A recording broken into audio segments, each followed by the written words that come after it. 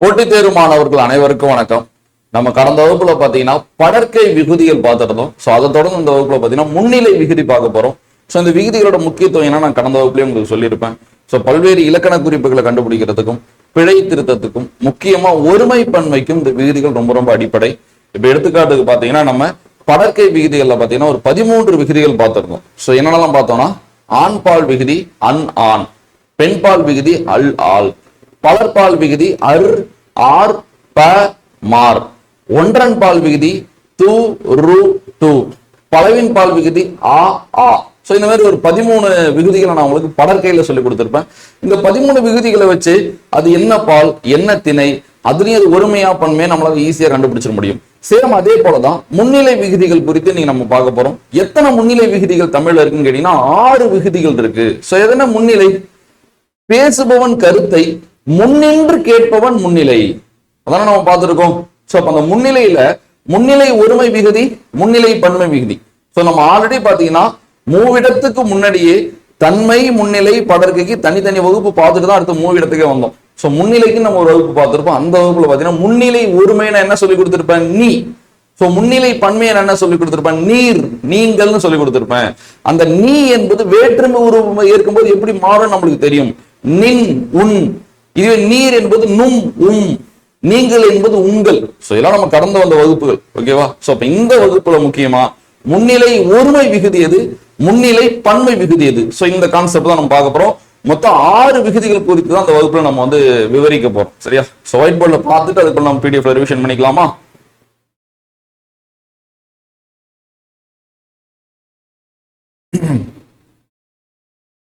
First முன்னிலை ஒருமை வினைமுற்று விகுதி.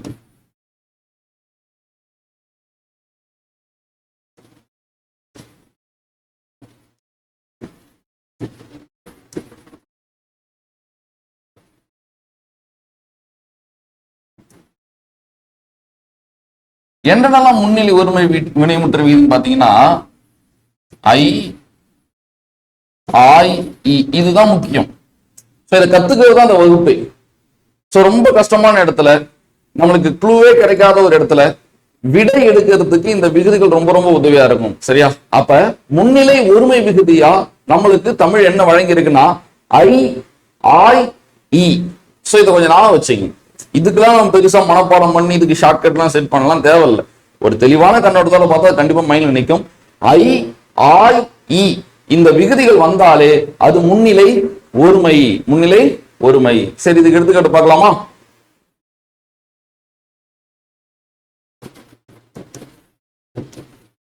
பார்த்தனை. இப்ப பாருங்க, பார்த்தான் பொருள் புரியுது நம்மளுக்கு ஈஸியா.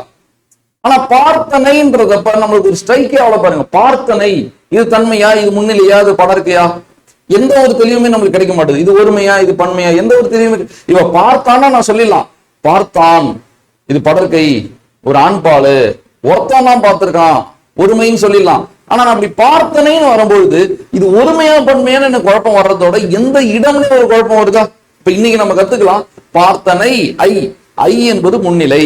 அப்ப இந்த மாதிரி ஐ விகுதியில முடிஞ்சா அது எதை குறிக்கும், முன்னிலை ஒருமையை குறிக்கும், முன்னிலை பன்மை கிடையாது. இப்ப எடுத்துக்காட்டு இதுக்கு முன்னாடி அவன் பார்த்தனை, அவள் பார்த்தனை, அவர் பார்த்தனை, அது பார்த்தனை, அவை பார்த்தனை, எது போட்டாலும் தப்பு.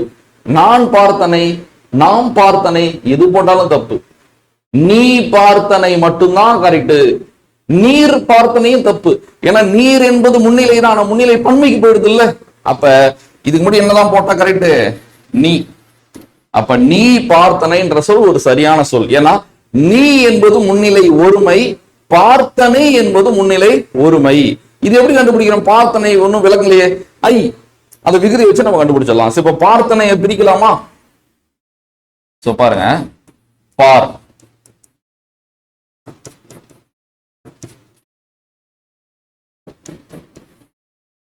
அவ்வளவுதான். சோ பார் என்பது வினை பகுதி, இத் என்பது சந்தி, இத் என்பது இறந்த கால இடைநிலை, அன் என்பது சாரியை, ஐ என்பதுங்க என்னது, இதுதான் முக்கியமானதுங்க. ஐ என்னது, ஐ என்பது முன்னிலை ஒருமை வினைமுற்று விகுதி. சோ அதை கத்துக்குதான் இந்த வகுப்பு. சோ ஐ என்பது முன்னிலை ஒருமை வினைமுற்று விகுதி. சரி, பார்த்தனைக்கு என்ன பொருள்? ஒண்ணும் இல்ல, பார்த்தாய் தான் பொருள். இது இயல்பாவே நம்மளுக்கு ஓரளவு கனெக்ட் ஆகும். நீ பார்த்தாய், இப்ப சொல்லி பாருங்க, அவன் பார்த்தாய், நான் பார்த்தாய், நீ பார்த்தாய், நீ பார்த்தாய், அதான் கரெக்டா இருக்கு. அப்ப பார்த்தாய் தான் இலக்கிய வழக்குல, ரொம்ப தொன்மையான வழக்குல பார்த்தனைன்னு பயன்படுத்துவாங்க. எவ்வளவோ செய்யல நம்ம கடந்து வரோம்ல, இதெல்லாம் கடக்காம நம்ம வந்து வாய்ப்பே கிடையாது. ஸ்கூல் புக் படிக்கும்போது உங்களுக்கு சூப்பரா கனெக்ட் ஆகும். சோ ஐ என்பது என்ன விகுதி? முன்னிலை ஒருமை வினைமுற்று விகுதி. சோ பார்த்தனைக்கு என்ன பொருள்? பார்த்தாய் தான் பொருள். சோ அடுத்தது பார்த்தாய் தான். அப்ப ஐ அடுத்த ஆய், அடுத்த ஆய் பார்க்கலாமா? ஒரே பொருள் தான், சரியா? பாருங்க, பார்த்தாய், இதுக்கு நீதான், இதுக்கு என்னது? நீ பார்த்தாய். சோ அப்பெல்லாம் முடிச்சுட்டு இன்னும் 2 வகுப்புலாம் முடிச்சுட்டு ஒருமை பண்புக்குனே ஒரு கிளாஸ் நடத்தினா 100% சூப்பரா ஃபுல் கான்செப்ட் புரிய வைக்க முடியும். ஏன்னா இதுக்கு நம்ம அடிப்படை அவ்வளவு ஆழமா போட்டிருக்கோம். ஆனா நீங்க இந்த வகுப்புலாம் பாத்தீங்கன்னா கண்டிப்பா ஒருமை பண்பையை நான் உங்களுக்கு டெப்தா நடத்தி கொடுக்குறேன். சோ நீ பார்த்தாய் எப்படி பிரிக்கலாம்?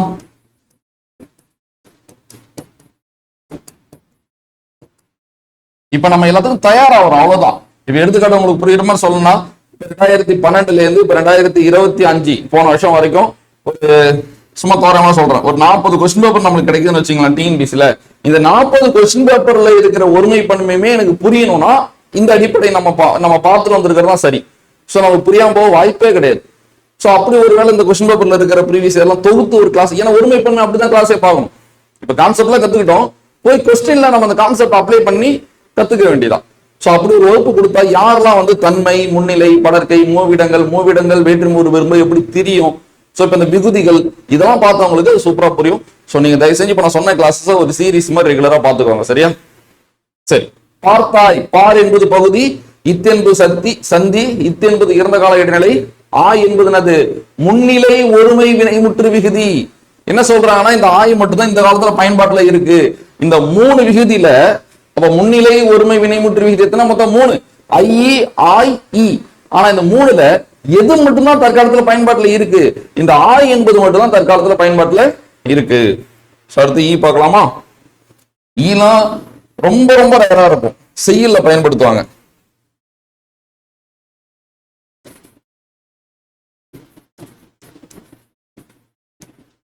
நீ பாடுதி, இதெல்லாம் பார்த்துருப்பீங்களே, 11th 12th எல்லாம் செய்யுள்ள நிறைய பயன்படுத்துவாங்க. பாடுதி, அதுனா பாடுதி, பாடுதினா பாடுவாய்னு அர்த்தம். சேம் அதேதான், பாடுவாய்.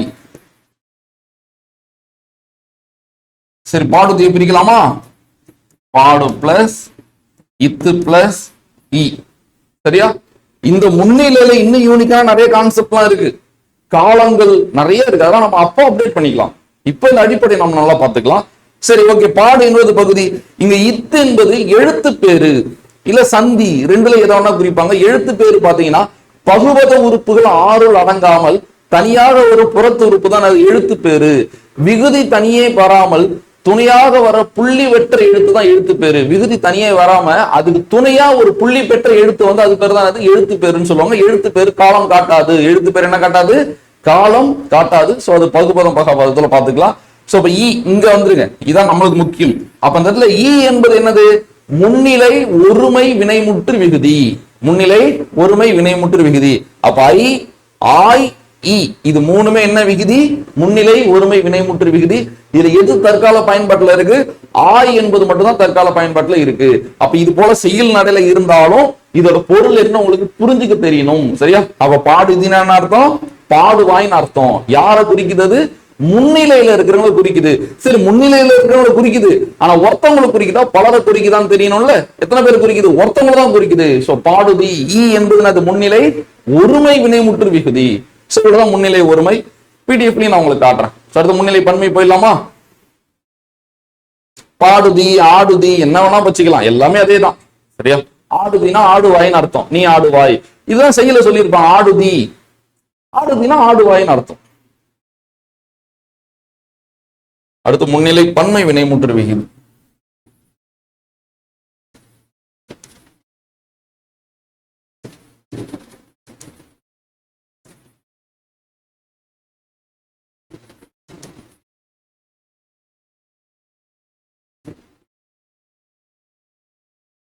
முன்னிலை பன்மை பாத்தீங்கன்னா மின், இர், ஈர், இவங்க 3 பேர். மின், இர், ஈர். மணிமேகலையில ஒரு லைன் கொடுத்திருப்பாங்க, பழமணல் மாற்றி புது மணல் பரப்பு மின். பழைய மண்ணெல்லாம் மாத்திட்டு புதிய மண்ணை பரப்புங்க, விழாவுக்கு தயாராகுங்கன்னு சொல்லியிருப்பாங்கல்ல. அப்ப அங்க பரப்பு மீன் எத்தனை வாட்டி 9th புக்ல படிச்சிருப்போம், ஆனா புரிஞ்சு படிச்சிருக்க மாட்டோம். பரப்பு மீன்னா பரப்புங்கள்னு அர்த்தம். நீங்க யாரை பார்த்து மண்ணை பரப்புங்கன்னு சொல்றீங்க? உங்க முன்னாடி இருக்கிறதா சொல்லுவீங்க. அப்ப அது முன்னிலைன்னு ஒத்துக்கிறீங்களா? சரி, முன்னிலை தான். ஒருத்தவங்களை சொல்றீங்களா, பலரை சொல்றீங்களா? பலரை சொல்றீங்க தானே. பரப்புங்கள் அப்ப இப்ப புக்ல பாருங்க. சோ அப்ப பரப்பு மீன்னா பரப்புங்கள்னு அர்த்தம். காரணம் என்ன? மின் என்பது முன்னிலை பன்மை விகுதி, முன்னிலை பன்மை வினைமுற்று விகுதி மின். அவ்வளவுதான். ஈர்லாம் ரொம்ப ரொம்ப ஈஸி. பார்க்கலாமா? நிறைய இடத்துல கொடுத்திருப்பாங்க, எழுது மீன். அப்ப எழுது மீன்னா என்ன அர்த்தம் உங்களுக்கு தெரியணும். இப்ப எழுது மீனுக்கு முன்னாடி என்ன போடலாம்? நான் எழுது மீன், தப்பு. நாம் எழுது மீன், தப்பு. அவன், அவள், அவர், அது, அவ எதுவுமே போட முடியாது. நீ எழுது மீன் கரெக்டா இப்படி கொடுத்தா எக்ஸாம்ல நீ எழுது மீன், இதுவும் தப்பு. என்னதான் சரி? நீர் எழுது மின். ஏன்னா மின் என்பது முன்னிலை பன்மை வினைமுற்று விகுதி. அப்ப முன்னிலை பன்மை வினைமுற்று விகுதிக்கு முன்னிலை பன்மை தானே முன்னாடி இருக்கணும். அப்ப நீ என்பது முன்னிலை ஒருமை தானே, நீர் என்பதான முன்னிலை பன்மை. அப்ப நீர் எழுது மின் தான் கரெக்ட். சரி, எழுது மின்னா என்ன? எழுதுங்கள், அவ்வளவுதான் பொருள். எழுதுங்கள்னு அர்த்தம். எழுதுங்கள்னா பன்மை தானே. யாரை பார்த்து நீங்க எழுதுங்கன்னு சொல்ல முடியும்? உங்களே நீங்க சொல்லிக்க முடியாது. இங்க இல்லாத ஒருத்தவங்களையும் நீங்க சொல்ல முடியாது. உங்க முன்னாடி இருக்கிற ஒருத்தவங்களை பார்த்தா நீங்க எழுதுங்கன்னு கட்டளையிட முடியும். அதான ஏவல். சோ ஏவல் வினை முன்னிலையில வரும்னு ஒரு கான்செப்ட் இருக்குல்ல. சோ வினை முற்றப்ப நான் அது நடத்துவோம், பாத்துக்கலாம். சோ அப்ப நீர் எழுது மின், அப்ப எழுது மின்னா எழுதுங்கன்னு அர்த்தம். எப்படி பிரிக்கலாம்? அப்ப எழுது பிளஸ் மின், அவ்வளவுதான். சோ அப்ப மின் என்பது என்னது? முன்னிலை பன்மை வினைமுற்று விகுதி. அடுத்து பார்க்கலாமா? நீர், கூறினீர். எப்படி பிரிக்கலாம்? கூறு பிளஸ் இன்னு பிளஸ் இர். அடுத்தது நீர், கூறினீர். எப்படி பிரிக்கலாம்?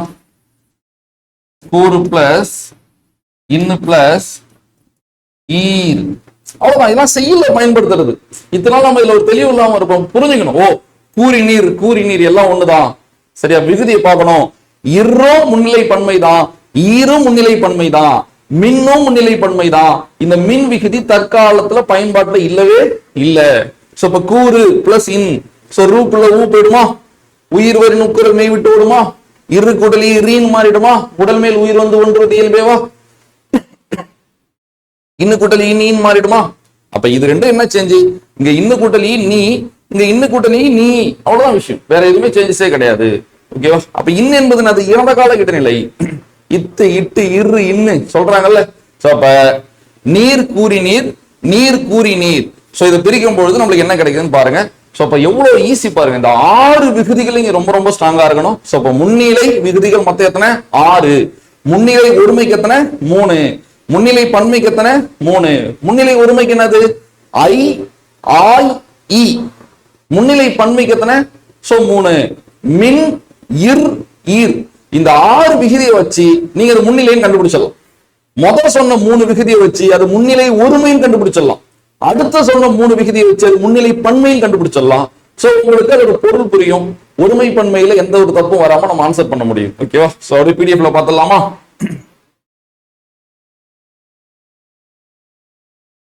பாருங்க, முன்னிலை வினைமுற்று விகுதிகள் மொத்தம் எத்தனை? 6. சோ போன வகுப்புல 13, இப்போ ஒரு 6.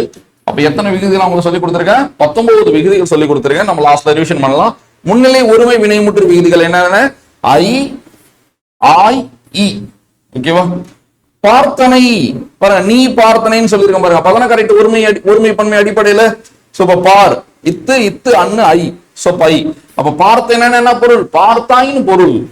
சோ பகுதி, சந்தி, இடைநிலை, சாரியை, விகுதி. அடுத்து பார்த்தாய். சோ சேம் அதேதான். பார் பகுதி, இத்து சந்தி, இத்து இறந்த கால இடைநிலை, ஆய் என்பது அது முன்னிலை ஒருமை வினைமுற்று விகுதி. சோ அடுத்து நீ போதி. நீ போதினா நீ போவாய்னு அர்த்தம். நீ போவாய் சொல்லிருங்களே. போதி, போ பிளஸ் இத்து பிளஸ் இ, இ. அப்ப இ என்பது அது நீங்க அப்படியே க்ளூ மாதிரி நான் வச்சுங்க. ஈனா முன்னிலை ஒருமை. அப்ப போ என்பது வினை. அப்ப முன்னிலையில இருக்கிறவங்கள போன்ற வினை எப்படி பயன்படுத்த முடியும் பாருங்க. முன்னிலை ஒருமைய போன்ற வினை எப்படி பயன்படுத்த முடியும்? போவாய் தானே பயன்படுத்த முடியும். நீ போவாய், நீ போவாய். சரியா இருக்கா போவாய்னு?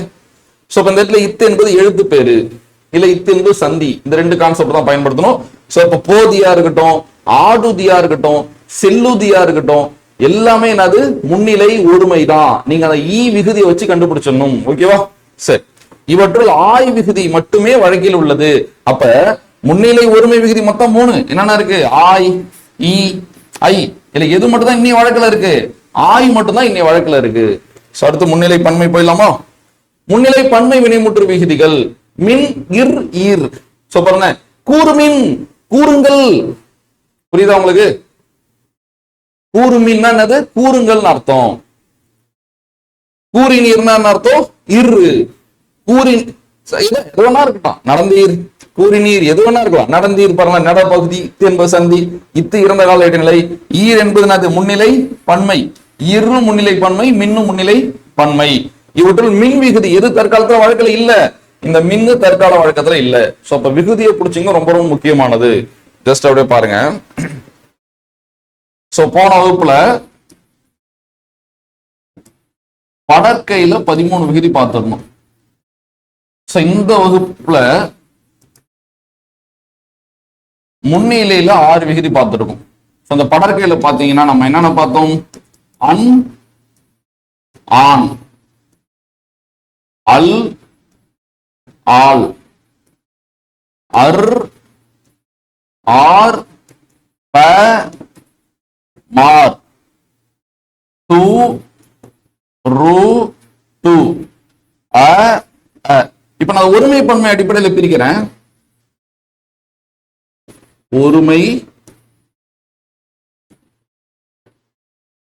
ஒருமை, பன்மை, ஒருமை, பன்மை. சோ இந்த வகுப்புல நம்ம என்ன பார்த்தோம்? ஐ, ஆய், ஈ பார்த்தோம். அடுத்து மின், ஈர், ஈர் பார்த்தோம். இது ஒருமை பன்மை அடிப்படையில் பிரிச்சலாமா?